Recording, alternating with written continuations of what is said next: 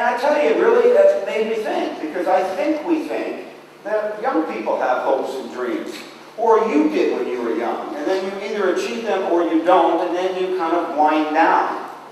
What Glenn was saying was that that's not him. That at the age of 77, there were still new frontiers for him. There were new possibilities. There were new opportunities that he wanted to pursue, which I will tell you is an extraordinary difference in the way aging has been and has been viewed through all of time. I'll tell you one quick story. Giving a speech in LA, totally true story. And a guy comes up to me and he says, "Are you Ken Dychtwald?" And I said, "Yeah." He said, "Well, I'm a fitness instructor and I'm here for your talk, but I've got one of my students here with me. I'd like you to meet him." I said, "We don't have that much time." He says, "Well, you don't want to miss this." So I said, "Fine." So I come in the room, there was about 1,000 people, and I walk up this aisle, and a man stands up. I'm a pretty good judge of age, looks to me about 75, maybe 80. About 6'2", kind of wiry, 2 hearing aids. Ben. Give him a good handshake. Ben Levinson was his name. I said, "So I hear you've been working out." He said, "Yeah, I love it." I said, "How many days a week you go to the gym?" 4. I said, "That's fantastic.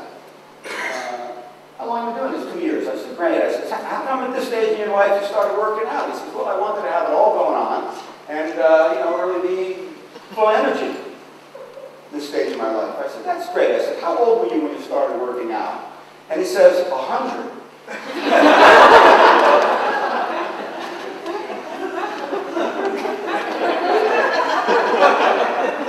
This guy's 102 just getting into the fitness thing. What made the story interesting, and we became friends, what made the story interesting was later that year he entered the Senior Olympics, in which he competed in a variety of events in his age category.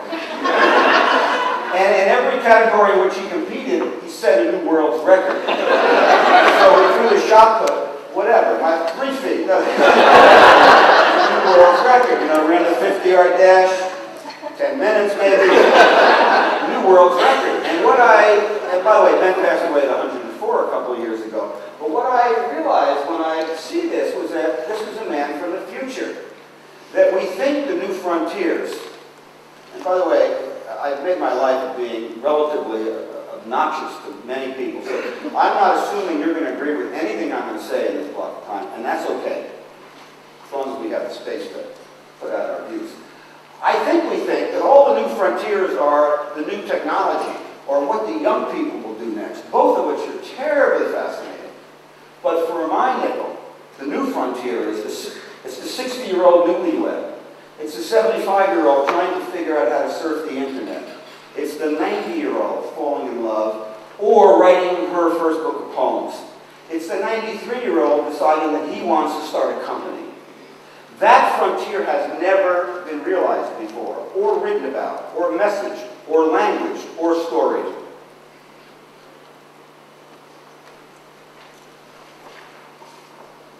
Here's an example of an ad that I liked a lot when it appeared. They were a client of mine. Began to sort of show a different story of maturity. One morning I woke up and I knew you were really gone. A new day, a new way. Robert, it's not too late to change your mind. No, my bags are packed.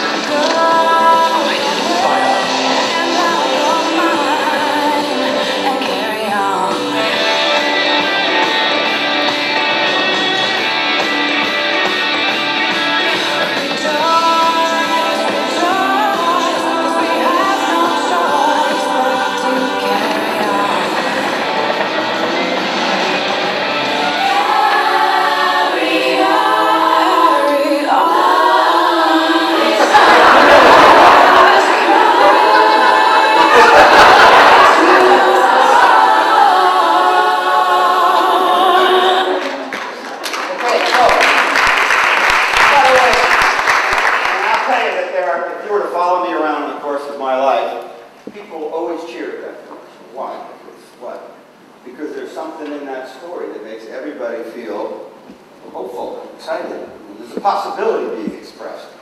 One of the mistakes the aging field made was it felt a need to show the difficult circumstances that older people were having all the time. And I respect that, but it gave a lot of young people the impression that that's all aging ever was or could be.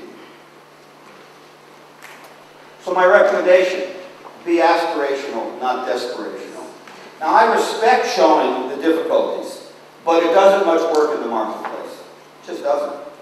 I can give you 1,000 examples of people who've tried and boom, flat on its face. You know, so for example, you know, what does 75 look like? Does it look like this or this? I tell you that if I didn't see you for 20 years and asked you what you remember of my presentation, you remember that picture. You won't remember my talk, my language, my words. The images of the possibilities of maturity are what excites people. Recommendation, laugh with, not at. I have, years ago, is Gloria in the room? Gloria had one of her great meetings, and Maggie Kuhn and I were set up to give a session with the people from Hallmark, because they had just launched their line of greeting cards, and the name of the line was Black Balloon. And they were all, every one of them, you know, aging's not so bad, you know, then there's nuclear war. They were all like that. And Maggie and I went after the people from Hallmark, and they totally changed their position from that point forward. There's a lot of young people that think it's a lot of fun to make fun of old people, and that old people will find that entertaining. They don't. Here's an example of an ad. I'm only going to show you a few seconds of it, that a bunch of cool people thought was a lot of fun. Heads up! They're gonna update the data. They're coming to weed out us old blinks. Hi, boys!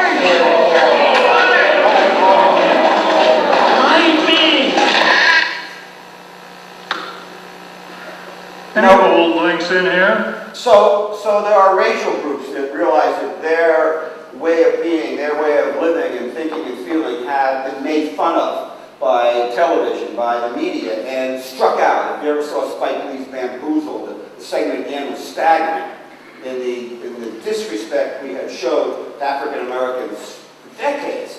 And the same thing holds true with regard to ageism. So don't be a part of that. Here's an example of a laugh with, not at.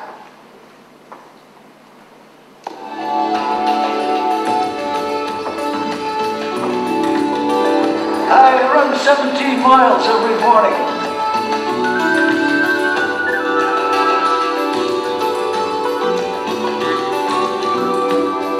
People ask me how I keep my teeth from chattering in the wintertime.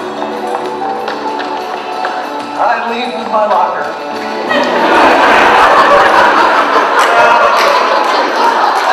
Second point, to build on what you've already heard, I thought very well expressed, but I'm going to show you a different way of cutting data. And partly it's because of this baby boom becoming an age wave. And so when I first got in the field, the oldest boomer was about 27. So we didn't think of them in terms of maturity or chronic disease or needing interconnectivity for their disabilities. They were kids. Now boomers are becoming this age wave. We weren't prepared when the boomers came along. There were no pediatricians in 1946. It was not considered a valid subspecialty of medicine. Johnson & Johnson had launched its No More Tears. By the way, I think the No More Tears thing had a direct connection to what we've gone through this last year, which is that we're a generation that for centuries people got soap in their eyes and then made them cry. And our generation basically were held from that terrible experience. So we were pampered right from the beginning. So things hit us as a little bit rough and very unnerving.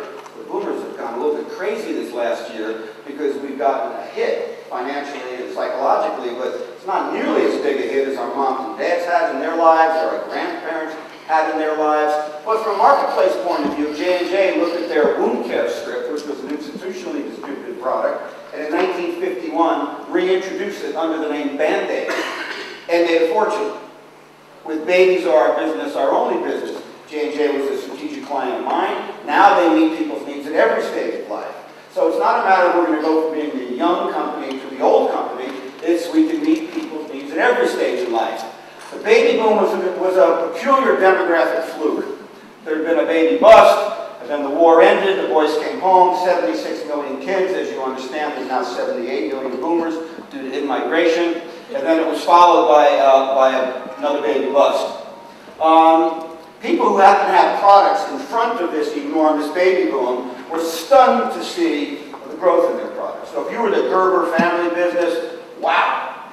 You know, if you were Ivan Cohn, who's an old friend of mine, he's no longer alive, but his son Chris was about my age. Chris had a terrible case of acne. You may not believe this, but in the 1950s and early 60s, if someone had acne, it was not believed to be a condition that you could self-medicate. You had to actually get a prescription for acne medication. Or you put rubbing alcohol on your skin. Ivan saw Chris with acne. He saw how crowded Chris's class was. He was a biochemist. He realized there were 4 million kids born that year, that there was going to be literally an avalanche of pimples coming down the highway. And so he lobbied for his product to be sold over the counter, called it Clearasil.